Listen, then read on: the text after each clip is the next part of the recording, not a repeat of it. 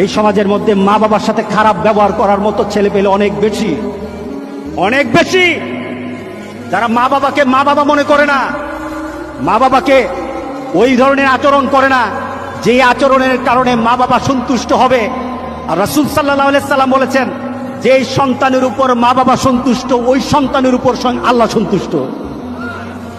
যেই সন্তানের উপর মা বাবাও সন্তুষ্ট, রাসূল সাল্লাল্লাহু আলাইহি সাল্লাম বলতেছেন ওই সন্তানের উপর স্বয়ং আল্লাহ সন্তুষ্ট হয়ে থাকে।